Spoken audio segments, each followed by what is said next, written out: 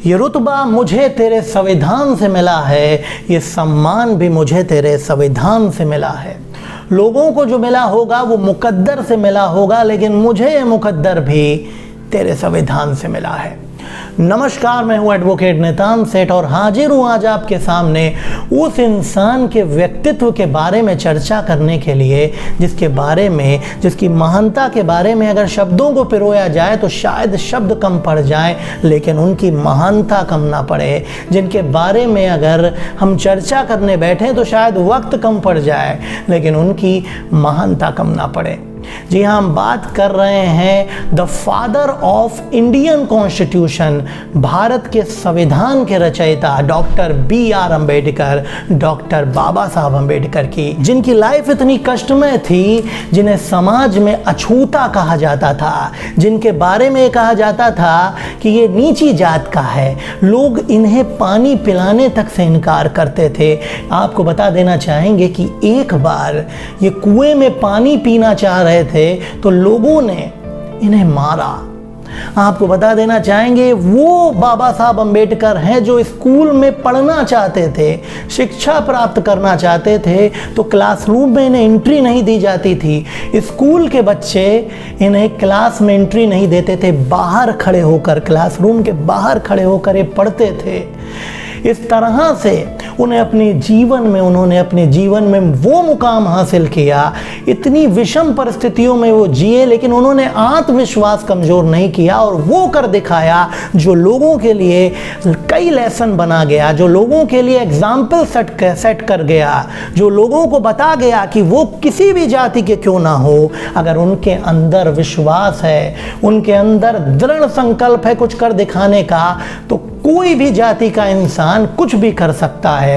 अगर बाबा साहब अम्बेडकर के जीवन की बात करें, उनके व्यक्तित्व की बात करें, उनके व्यक्तित्व से अगर सीखने की बात करें तो वो एक प्रेरणा का स्रोत थे। उनके व्यक्तित्व से अगर आप सीखना चाहें तो इतना कुछ है सीखने के लिए कि आप अपनी ज़िंदगी बदल सकते हैं। बाबा साहब अम्बेडकर की जीवन से जो लेसन है वो हमें सीखने को मिलता है, वो है कि ज़िंदगी में हमेशा अपने लिए मत सोचो, दूसरों के लिए सोचो, क्योंकि अगर आप दूसरों के लिए अच्छा सोचेंगे तो आपके साथ भी अच्छा होगा। तो बाबा साहब अम्बेडकर की ये सोच थी कि वो हमेशा समाज को लेकर चलते थे। जब उन्हें भारत के संविधान लिखने का दायित्व दिया गया तो उन्होंने उस दायित्व को ऐसे निभाया कि उन्होंने पूरे विश्व के 60 देशों के संविधान को पढ़ा, फिर हमारे देश के लिए ऐसा संविधान बनाया जिसने सभी लोगों को समानता का अधिकार दिया, जिसने सभी लोगों को बराबर का दर्जा दिया। आज हम जो कुछ भी हैं, आज जो हम समाज में खड़े होकर अपनी एक बात कह पा रहे हैं, वो स्वतंत्रता का अधिकार दिया। वो बाबा साहब अम्बेडकर थे जिनकी कहीं ना कहीं महात्मा गांधी से पटती नहीं थी। महात्मा गांधी के विचारों से उनके विचार डिफर थे।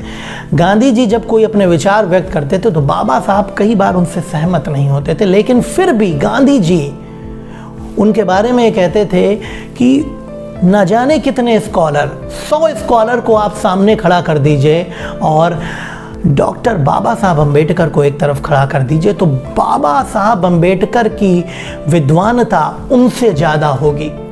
ऐसा कहते थे महात्मा गांधी उनके बारे में। और आपको बता देना चाहेंगे, जब कैबिनेट बना, जब पहला कैबिनेट बना अपने देश का, तो कानून मंत्री का पद महात्मा गांधी द्वारा ही दिलाया गया था डॉक्टर बाबा साहब अम्बेडकर को।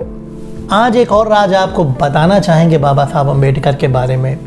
बाबा साहब अम्बेडकर हमेशा नीले रंग का कोट पहनते हैं, आपने उनकी फ़ोटो में देखा होगा।